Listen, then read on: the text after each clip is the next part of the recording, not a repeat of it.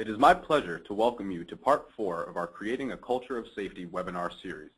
Today's webinar will address improving bus safety and security with camera technology. A special thank you to National RTAP and the New York State Department of Transportation for collaborating with the New York Public Transit Association on this training program. Our presenters include John Fabian, Chief Investigator of Bus Safety for the New York State Department of Transportation Public Transportation Safety Board, and his co-presenter, Mike Albanese, Safety and Training Manager for Tompkins Consolidated Area Transit, known to most of us as Tcat.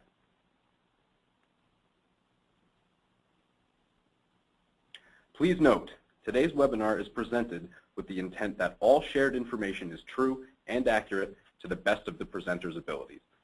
The information is to be used as a training guide to help transit systems improve safety, and it should not be construed as a regulation, standard, or legal requirement. This discussion may include some product names and is not a promotion or endorsement of any product, but simply a tool to educate the listener on various types of technological equipment. With that, it is my pleasure to introduce John Fabian and Mike Albanese. Thank you very much. I want to thank NIPTA and National RTAP for having me back for another presentation for the NIPTA Transit Training Institute webinar series.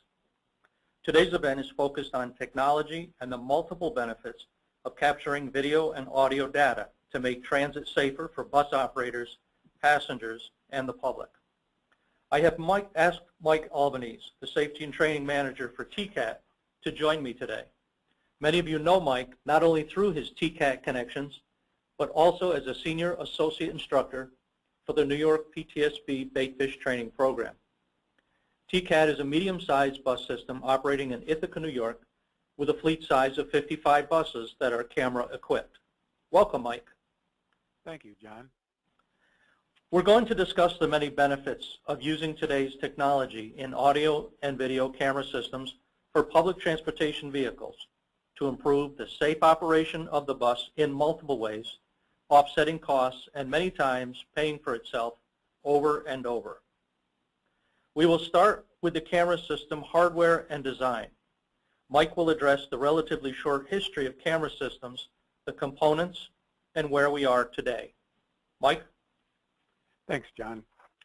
I liken the history of bus video to that of phones. For years, we had landline phones, and then the cell phone revolutionized when, how, and where we could talk. Now we have smartphones that do almost everything except cook your breakfast. For all I know, they might even have an app for that. For onboard video, well, back in the old days, we had a VCR with a tape inside, usually one camera mounted up front facing the interior of the bus. And if you couldn't afford that, you could put a dummy camera where it would be highly visible and hopefully act as an effective deterrent to crime or bad behavior. And those, by the way, are still available. But like phones, video systems quickly grew into highly sophisticated systems that now employ the technology of DVRs, cellular downloading, GPS tracking, mobile phone apps for passengers to know where their bus is and when it will arrive, and a plethora of onboard data, some of which we will touch upon in this presentation. So let's look at some of the ways video systems work and how the video can be retrieved or viewed. We'll start with a single camera type unit that records for a limited amount of time just prior to and after an event. The video, and audio if so equipped, is usually transferred to a central office via cellular transmission. The central office can view the contents and make recommendations depending on your agreement with the company. Here in this slide, we have a typical 4-camera system with a DVR and night vision capability. So this is the type of system that Tcat is currently using. With cameras employing an onboard digital video recorder, or DVR, you can usually hook a laptop to the DVR on the bus and view the video right there, or download it for viewing later. Since most DVR systems today have a removable hard drive, you can hook that up to a PC and view it and record it at your convenience. The nice thing about these systems is the ability to swap out hard drives. You can put a spare hard drive into a bus where you needed to remove one for viewing. This allows you to keep the hard drive with the video in case you need it as evidence or even have to give it to the police. Most of these systems come with software that allows for viewing and recording on a PC or even a TV and DVD player. Hard drives come in various sizes as to memory or gigabytes. More memory equates to longer recording times or higher video resolution. On the original systems in our 2006 buses, we were getting 2 to 4 days of audio and video on a 100 gig hard drive. Since then, we have been able to get 2 weeks and more of good quality color video and audio on the latest 320 gig hard drives with the latest upgraded DVRs. Keep in mind this is on a transit bus, which is running an average of 10 hours or more per day. School buses often get more recording time on the same hard drive. The nice thing about the longer recording time is that it gives you that extra time to retrieve the data before it is written over, in case you don't find out about an incident for a couple of days or more. You can also alter the recording time by changing the frame rates on the cameras if so desired. Basically, the best video will give you the shortest recording time and vice versa. The cameras we use can be adjusted from 1 to 30 frames per second. We leave ours on the factory setting of 15 frames per second, which provides for good quality video and plenty of recording time. Some of the other functions that are shown on the video are speed of the vehicle, turn signal and four-way flasher indications, and braking indications.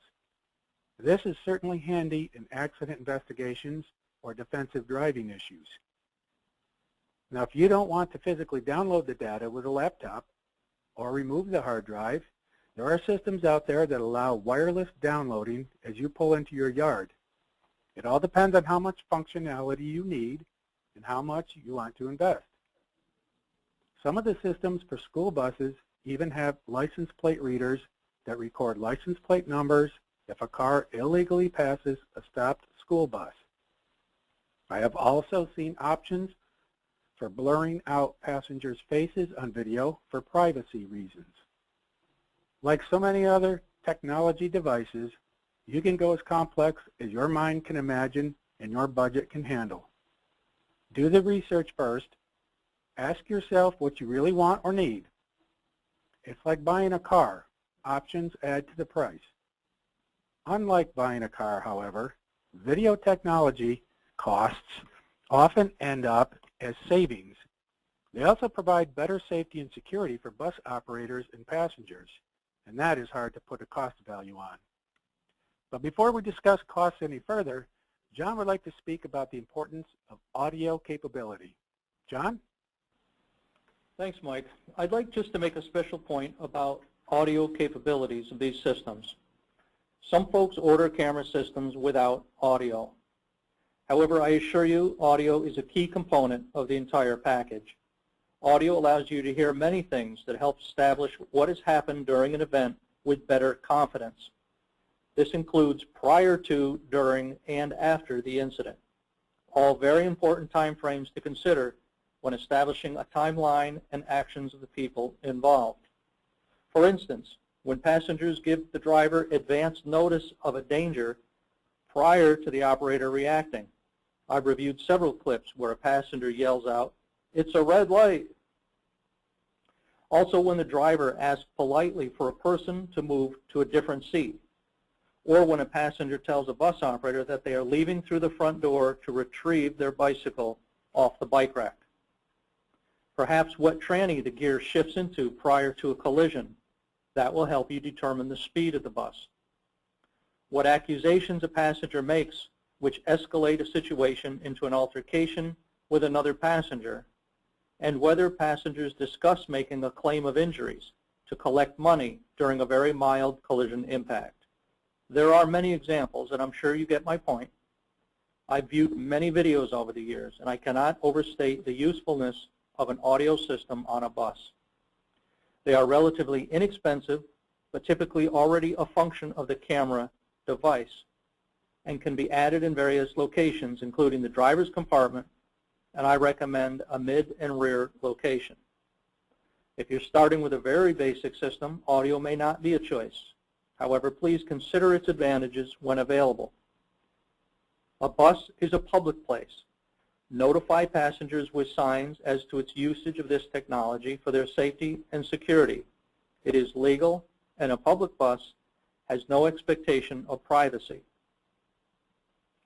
Mike, can you revisit the costs for us involved in the purchase of a base system and then some of the more involved systems, including maintenance costs, spare factors, and other related considerations? Sure, John. If you want something that will give you a brief recording of an event, such as an accident or an event that was driver activated, like a crime or customer dispute, well, for about $500, you can get a unit that will do just that. Keep in mind, the functionality will be limited. Another thing to think about when purchasing this type of unit is whether or not you want to rely on your driver to push a button that activates the unit. If you want full motion video and audio, you can figure on spending somewhere between $1,000 and several $1,000s per bus. Now, this price tag is dependent on how many cameras you want and whether they are a new procurement or an add-on to existing buses already in your fleet. John? Okay, but Mike, let's just talk about the dollars and cents for just a second. And if you will allow me the pun, how these dollars make sense. A $3,000 per bus price tag times 10 buses equals $30,000. That may scare some people away, but I've discussed this with our DOT transit folks, and all of these systems are 80% federal and 10% state subsidized. Your local cost is only 10%. So that $30,000 system is only $3,000 on the bus company's end. Very worthwhile, even if the system's only used to catch one false insurance claim. Mike? Thanks, John. At Tcat, we have a 4-camera audio color video system with a 160, and now the newer ones, 320 gig hard drive in a DVR, and it costs approximately $4,000 as a factory option. Now, in future procurements, I will hope to increase that to an 8-camera system, including exterior cameras. Based on our experience of what the cameras cover and what is lacking, I say 4 is good, but 8 is great. After all, a $300,000 or $500,000 hybrid bus carrying thousands of passengers per year deserves to have that vehicle, the driver, and those passengers protected to the highest degree. Now, you can purchase an off-the-shelf 4-camera DVR system for a little over $1,000 and install it yourself. Or go full tilt and get an 8-camera system with all the bells and whistles for several $1,000s. The bottom line on cost is, again, how complex of a system you want and how much you have to spend. It's hard for us to give cost estimates here due to the vast differences in products and applications. Again, do some research. Feel free to reach out to properties that use cameras. See what their experiences and costs are before you decide. Obviously, new procurements are the best choice because the factory can run the wiring and do it all the installation. You don't have to worry about tearing things up to install after the bus is built. Not only will an after-build install be harder, potentially messier, but you're going to have to factor in installation and maintenance costs, such as, will you hire the project out to a contractor, or are you going to do it in-house? You can always obtain cost estimates from a contractor, but if you do it yourself, it might be harder to put a cost figure on it. And don't forget about operational costs. If you never view any video and the systems just sit there running, or not, in your buses, then the operational costs certainly will be minimal. But obviously, that is not why you have video on your buses. So most likely you are periodically extracting data from the buses and viewing or downloading it. That takes labor hours, which cost money. Now, larger systems may have IT departments that provide for that, but smaller systems may not have the manpower to handle the needs. These are issues you need to analyze and budget for in your cost analysis. And let's not forget about maintenance costs. After all, these are mechanical systems and technology devices. And as we all know, they eventually break down or become obsolete. So look at warranty periods, the serviceability, and the tech support of the provider. As I mentioned before, we are currently upgrading the DVRs in our 2006 buses to the latest version. This addresses reliability issues with the earlier units, as well as upgrading the cameras to provide better video resolution. Also, the newer units have hard drives that plug directly into the PC with a USB cable, as opposed to the earlier units that we had to have a separate DVR player in my office to view video. This upgrade, which includes the new DVR, a 320 gig hard drive, and 4 new high-resolution cameras, is costing us around $1,200 per bus. Now, that's product only. Our maintenance personnel are handling the installation, so there's a built-in cost associated with that.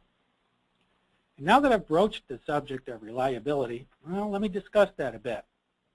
Now, I can only speak from experience of the products we have, and as I just mentioned, we are currently replacing some of the original units we purchased in new 2000 buses in 2006. Those units were not very reliable. The manufacturer produced an upgraded unit the following year after becoming aware of some of the issues. The newer units were more reliable, had better video resolution. That improvement was followed by another upgrade, which allows for the aforementioned viewing directly on a PC with a USB cable, which is a much better way to go. The latest units are very reliable. They are providing much better video and a much longer recording time, and that is what we were looking for. If you are looking at a particular system, get references. Ask those properties how the system worked for them. Now I'm pleased to turn the program back over to John to speak about camera policy, appropriate use, and employee considerations. John? Thank you, Mike. Let's first take a look at our slides and take a look at some examples of cameras and different camera units. This is an example of a front camera windshield unit. And here's a little bit of a close-up of that unit showing the adjustable front camera, which allows various in-picture angles, and that can be set by the various systems at their own choices.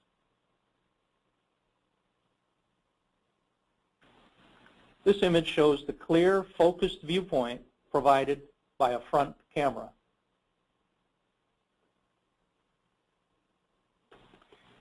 Here we have an interior side camera with a wide-angle lens view which captures the rear door area.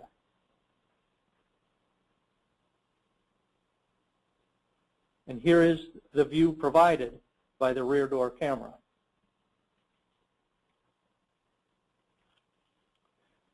This image shows a front door camera positioned adjacent to the driver's seat.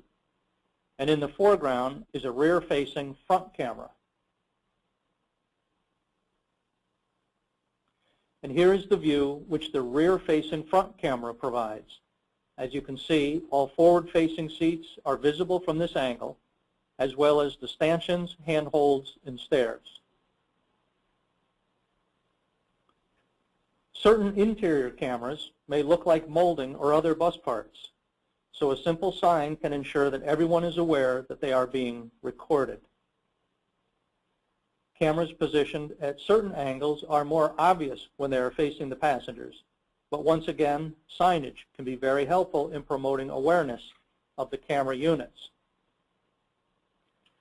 Here are just a few suitable non-offensive signs which can be placed around the bus to ensure riders are aware of recording equipment and to deter bad behavior. These particular signage are all currently in use in New York.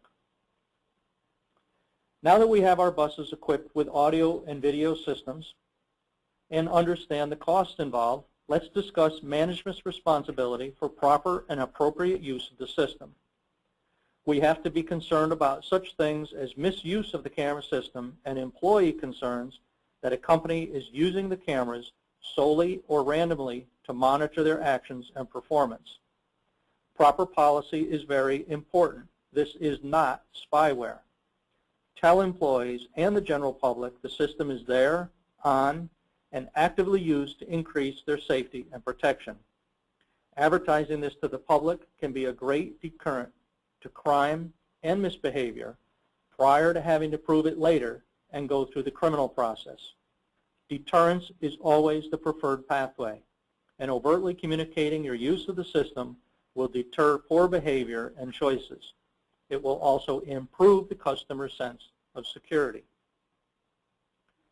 Be sure that your policy sets controls over who has access to the data, who will be reviewing incidents and events, and how this information is kept confidential. Also, who saves what information, what footage, and who has access to it internally. Also, what outside sources have access, such as police, media, attorneys, even Homeland Security, and others.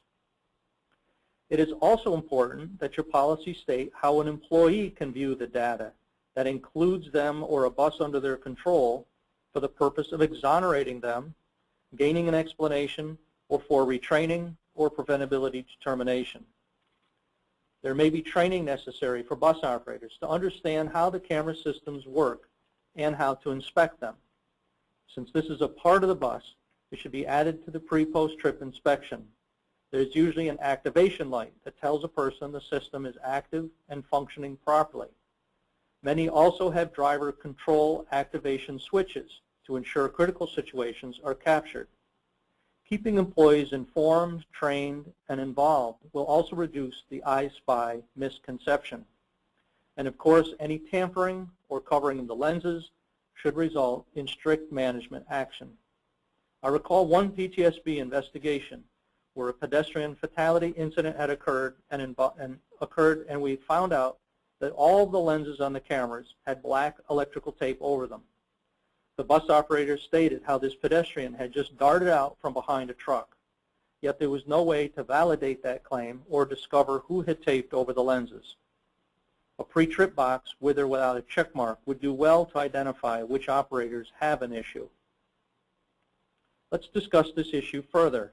Is this Big Brother or isn't it? Or frankly, does it really matter? If the camera system is in place to improve safety and security, to remove bad guys from the bus, to prevent people from lying, cheating, to dissuade assaults, robberies, and fare evaders, why would anyone be against it? If it captures factual data, both video and audio, and provides a testimonial to an employee's correct actions, why fight it? Interestingly, as these systems gain use throughout the U.S., there is a growing acceptance. In fact, it is not uncommon for bus operators to request a camera system once they've experienced their effectiveness. Mike, can you offer some experiences at Tcat in that regard? Absolutely, John. Our experience shows the majority of drivers were exonerated from whatever incident precipitated the video-audio viewing. In other words, the video backed the driver up and cleared him or her of any wrongdoing. These incidents can be accidents, passenger-driver disputes, injury claims, or any number of incidents happening on or near vehicles. As this positive data becomes known by employees, more of them will recognize it as a helpful aid in their daily work and will request buses with video. An honest driver has nothing to hide and will look at video the same way he or she may look at any other electronic aid, such as the two-way radio, anti-lock brakes, panic alarms, or anything else that is there to help a driver have a safe day. Sure, there will always be drivers who don't like that feeling of being watched, regardless of how accurate that term really is. However, if you have employees who always try to avoid video-equipped buses, well, there might be more to it than just being camera shy. I do have a favorite example of video exonerating one of our drivers, and I'll share that a little later in the program. As John mentioned, it is important to have a policy stating when audio and video will be viewed, who is involved in the viewing, and how the audio and video evidence may be used for employee discipline. For example, at Tcat, audio and video is only viewed when there is a verifiable incident, such as an accident, an injury, dispute, complaint, etc. The people allowed to view it, safety manager, supervisors, other managers, and union reps, and this is identified in the policy. The policy at Tcat also states that we will view the video jointly with a union representative before it can be used as evidence for any disciplinary action against an employee. After that, the evidence may be used for discipline if it shows a violation of company policy. Our policy also states, and this is important, that we will not routinely view video just looking for disciplinary violations. A simple policy such as this, including the above, will do for you, or you can make it more detailed if you desire. But it should be agreed upon by management and labor and signed. Back to you, John. Thanks, Mike. And just stepping outside the New York boundaries, there's an article by John Peckles from Waukesha Metro in Wisconsin. He reports a shift in philosophy by their 2,100 union member bus operators. The article features bus operators who feel camera systems serve as a deterrent to criminal behavior and creates a positive and safe working environment for them, while also providing passengers a relaxed riding experience. The author states that when people know their actions are being recorded, behavior improves. Have you seen that at Tcat? Indeed I have, John. We had the usual resistance from our union when we first started getting camera-equipped buses. And it was the typical big brother is watching us mentality. But again, as more and more data showed that these cameras were in fact a deterrent to crime or passenger disputes, that philosophy changed from the cameras are our enemy to, hey, these cameras might save our butts. On several occasions, drivers have stated that they only had to point to a camera or tell a disruptive passenger their actions are being recorded to mitigate a potential incident. And one such incident of this type can change a driver's mind regarding video. And eventually, over time, that change in philosophy spreads. The same holds true for passengers. Once they become aware of the video and audio, behavior improves. As mentioned before, it is important to make it known to passengers that the bus is equipped with audio and/or video equipment. Most of the camera systems come with self-stick warning labels, and we showed this earlier in the slide, that can be prominently placed on the buses. Remember, the objective is deterrence. So make sure you put these stickers up for legal protection also. John? Okay, let's talk about the many other benefits of an audio-video system. The system is live and recording all the time, factually documenting behavior and actions without bias. This is a strong psychological motivation, and both the actions of passengers and bus operators improve. A camera system is a physical reminder that the operators need to follow company policies, rules of the road, take safety precautions, and provide service to passengers as transit ambassadors. When potential disputes arise, a bus operator can remind the passenger that they are being recorded and prevent an incident, or at least be sure the person is identified should an incident occur. The same is true of passengers who consider violating other passengers. A sign on the bus in several places about the use of these systems is both a good deterrent and generally will be recommended by in-house counsel. Visible cameras are tools for deterrence.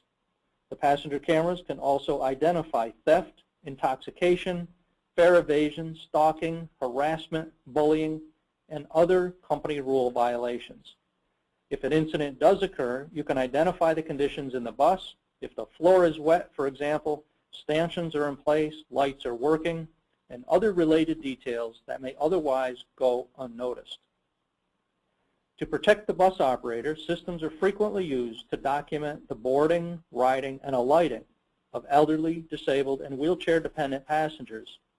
Proper use of tie-downs and the deployment of lift for standees and wheelchairs can all be properly documented in this way. But let's face it, collisions do occur, and when they do, it's very important to collect information as soon as possible. A camera system is ideal for collecting instantaneous information and to record any vital information minutes prior to anyone knowing what event was about to occur. A bus operator is responsible for a lot of activity when these events occur.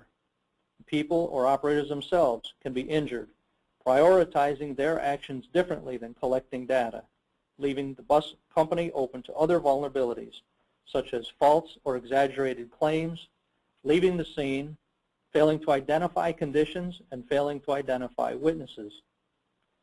From a security standpoint, these camera systems are capable of alerting dispatch when a bus is off route, perhaps due to a bus operator's inappropriate action, but also perhaps due to a hijacking or other outside security concern.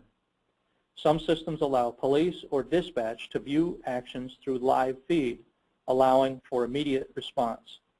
There are also times when police or others may want to view your outside video capture for the purposes of identifying criminal activity which has no connection with your system whatsoever.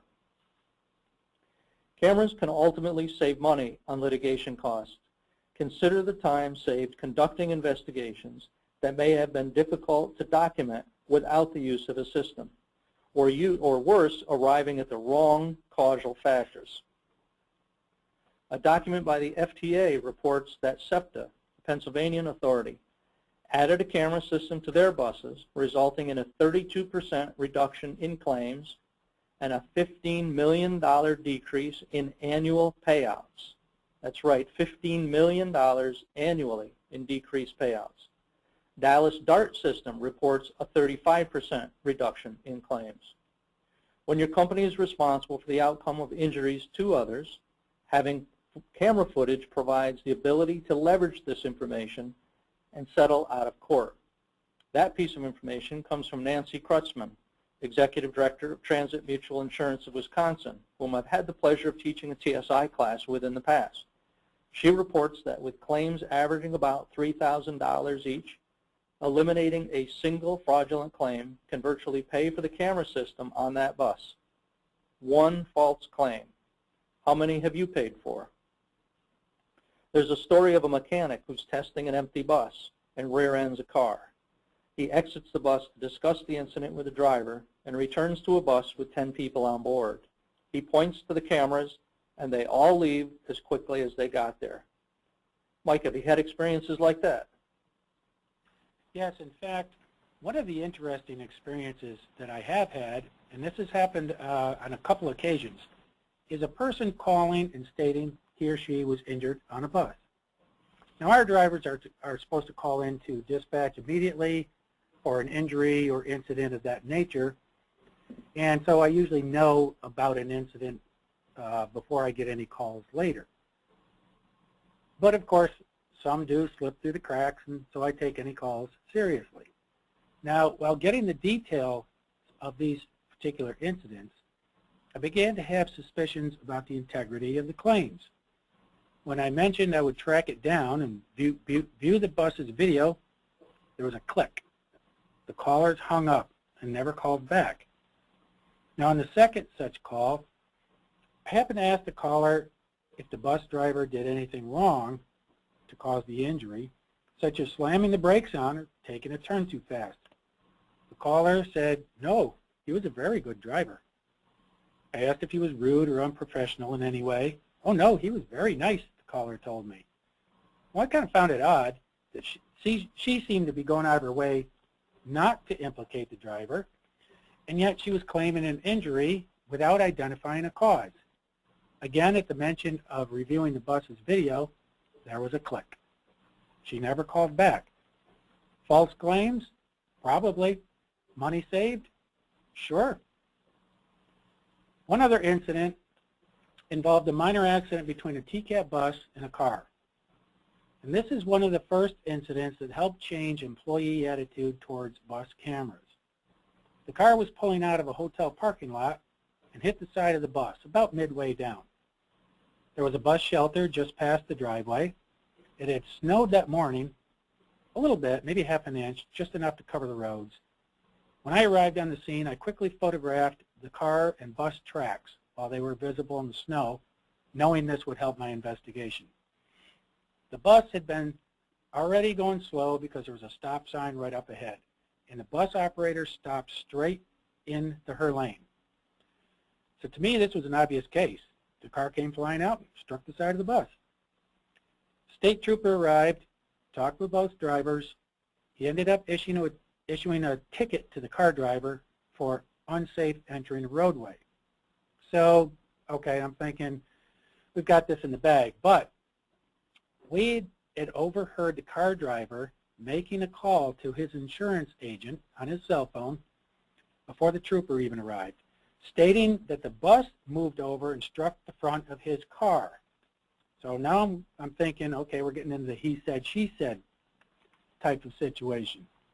The next day, I received a call from his insurance agent. He said something about us hitting his client's car, blah, blah, blah. And after he was done, I said, well, I have a different story. And he said, yeah, sure, blah, blah, blah. And I said, I have video proof. Well, that got his attention. He asked if he could see it. I said, sure, come on over. He came to my office the next day. After viewing the video, which clearly showed the car hitting the side of the bus, he said, let me know the damages and I'll send you a check. So that was money saved for the company. The damages were paid, rightly so, by the other insurance company. No time was wasted on investigations. And best of all, that video confirmed the driver's story. Now that story got around, and drivers were able to see the positive benefits of video. Back to you, John. Thanks, Mike. That's a great story. All right, folks, at this time we'd like to take some questions as we're running low on time. So let's look at the bottom line here.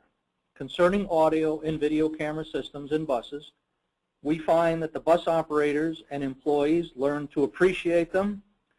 The public enjoys better protection. The company is able to resolve the causation of events efficiently and accurately.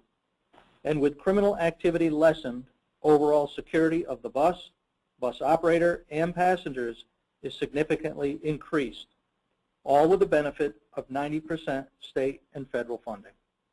Thank you very much. Thanks, John. We have a few minutes here for questions. And in going through the presentations, John, I guess to start things out, there's a range of camera systems that go from 1 all the way up to some larger buses that may have 7 or 8. Is there a prioritized set of locations that you could speak about for a second or two in terms of if you have 1 camera system versus 2, 3, 4, and so on? Sure. The basic systems, the very simple systems generally just attach to the front windshield. And those camera systems have 2 lenses. One looks out the front of the bus, and one projects rearward with a wide-angle lens. So it may show partially the driver, but it may also show mostly what is to the rear. Then you get into the little bit more advanced systems, usually a 5-camera system. What I generally see is the one out the front window. We see one from the front looking rear. We see one from the rear looking front. And then there are 2 angle cameras, one up in the bus operator's compartment that looks out the front door, including the fare box, and also one midway down the bus that looks out the rear door. And I'd say those are probably the 5 most common positions. Is there, as far as the location, as far as bringing the driver into view? I know in our bus we have one that kind of looks over the driver's shoulder so you can see passengers coming in and out the door. Is that the typical setup, or do you have any thoughts on driver view or driver inside the scope of things? Yeah, sure. I think that some systems do, some systems don't. But I think it's also in this particular scenario, it's best discussed and agreed upon between the particular company management and the employees. There has to be a trusted policy in place and the issues of privacy discussed as to who would and would not be used to be able to see an operator and see their actions while they're actually driving. I know of systems in New York who do include the bus operator and some that don't. So it's really by choice of the system and how they work with their employees to determine what system they're going to employ. I see there's a question that came in. It says, is it important to include exterior cameras tasked on both sides of the bus, rear and through the front of window? I guess when you're talking about exterior, that's a good question. Is it just passenger side or driver side is important, or how is that typically set up? When they first started out, a lot of the exterior cameras, of course you have your front camera which lifts out your front windshield, but probably the second most common exterior camera was one that was attached to the right side rear mirror. And that would look downside the bus, and that would give you the angle to look for passengers that were coming up alongside the bus. It would also allow you to check the curb, and it would allow you to see passengers exiting either the front or the rear doors. One of the newest developments in that area, which I think is a really a decent type of situation, is that they use infrared cameras now, which allow very good photographing at night. In the past, you didn't have very good, unless there was exterior lighting, you couldn't really see when you did get a video at nighttime out the right side, but now, in fact, you do see that. As you go into 8 camera systems, you do now have camera systems that have a camera on the left side rear mirror, and that would show you anytime a car is coming up and crossing over, coming up hitting the side of the bus. A lot of times you've got cars that are in the left lane making right turns across the front of the bus, and those cameras would show where that vehicle is prior to the collisions.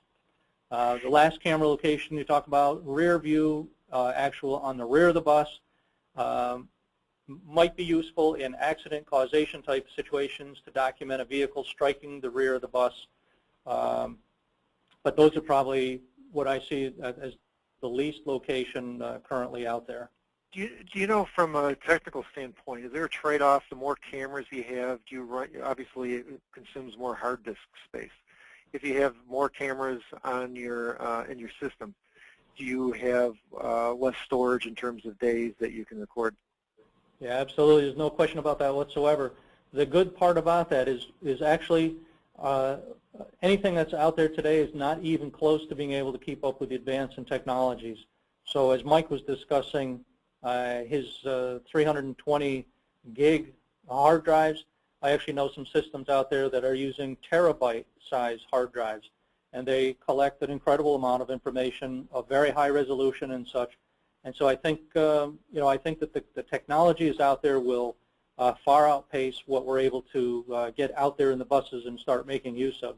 So the important thing is to get systems out there and get them using. And I'm sure that the camera companies will have the upgrades, such as what Tcat is going through, to keep us well positioned to collect what we need, and the quality is going to just continue to improve. See, there's a question here someone posed in terms of risk management. Do either of you, have you heard of any insurance agencies that factor the presence of cameras in the rates that they charge the system? Any discounts possibly?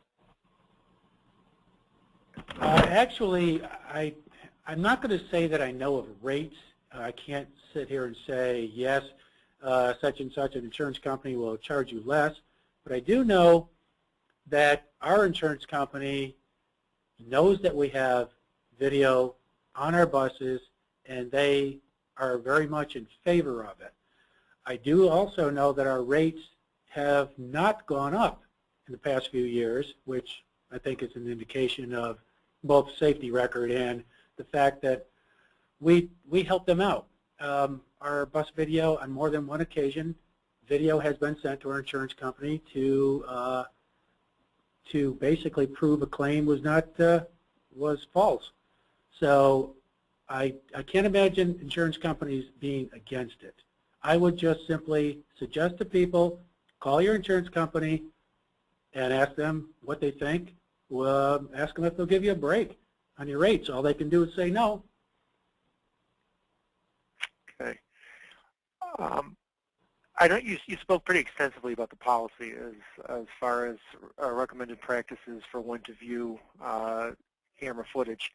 There's a comment that came in, I'll read it. It says, shouldn't systems include a random element in the policy to allow systems to reward good behavior as well as bad? If the system was able to work that into their relationship with their drivers, you have any thoughts on that? I do, actually very strongly. I think there are a lot of other ways that you can bring positive reinforcement to drivers, such as having no accidents or positive indications from people calling in and complimenting a driver. I think once you have a policy, the only time you should be looking at these videos is for a purpose on a basis of something that's other than the existence of the audio or video. In other words, if you have an incident, if you have an accident, and you're doing an investigation, you have a complaint, you have direct observation by an employee of something that needs to be investigated, that gives you the authority and the rights to go and retrieve and look at audio or video. Other than that, I don't believe that you should be, and a lot of systems support that, and that's how you gain the support from your employees that it's not a witch hunt, it's not I Spy, it's not out there to try to just randomly find you doing something wrong. So that is what we would recommend through this webinar, is that you have a specific reason for looking at something, and then you use the video and the audio to corroborate that basis by using that. And the only time when you do have that corroboration would you advance that in a, I guess, in a negative or disciplinary way. And I guess as far as, perhaps you can certainly find operators that are doing the right thing, but I would think that to randomly check for operators doing the right thing opens up too big a can of worms and too much negativity. And the most important thing for having this be a successful policy is having that trust and development from employees. Mike, would you agree with me? Absolutely. I think that I don't see any benefit of randomly looking at video and then saying to an operator, well, I didn't happen to catch you doing anything right or wrong today, so kudos for you. As John mentioned, if an operator has a good safety record, a good customer service record, I think that speaks for itself. And I don't believe that random viewings do anything to support that. We certainly don't do that at Tcat, and I can guarantee you, if we did, it would not bode well with our union and our employees. And frankly, I wouldn't blame them. Okay.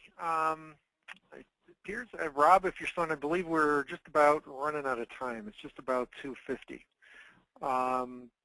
Do we have time for one more question?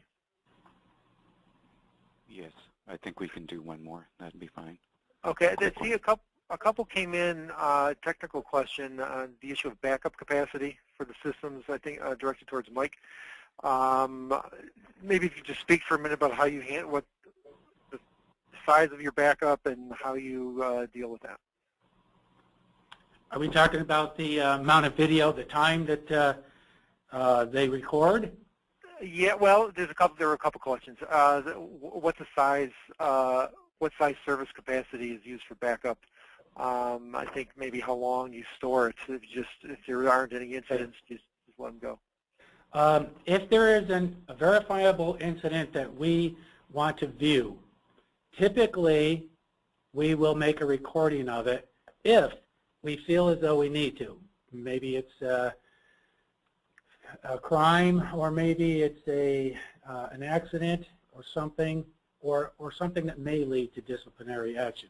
We will make a recording, but it states again in our policy how that's done and who is the keeper of the records. So if we do make a recording, then we keep it, but it is locked up. We kind of treat that like the drug and alcohol policy. There's a chain of custody, only so many people are involved, and everything is confidential and kept locked. If we view an incident, turns out to be nothing, and that's the end of the case, we don't usually bother making a recording. Okay. Okay. I think that about does it for our time. I want to thank our presenters, Mike and John. I think you guys did a great job. A lot of information. We got a lot of comments. I know it seems to be very well received. Thank Rob for his help with RTAP and the staff at ADG and NIPTA. Any other closing thoughts, Mike or John, before we sign off? Yes, Scott, just one. I will be placing a very generic policy, which is very, very inclusive. I entitled it Generic Transit Management, but it allows a company to take a look at a very, very well-written policy that one of our systems is using and allowed us to share. However, it doesn't share the name, but it allows you to use your name. You can take a look at it, use it, take what you want from it, and we will use that as a reference document attached to this webinar when it does become available on the Transit Training Institute library. And other than that, thank you very much, and thank you everybody for your participation today. Okay, everyone who's online watching us, participating, thank you for joining us. Look forward for future announcements, and everybody enjoy the rest of your week.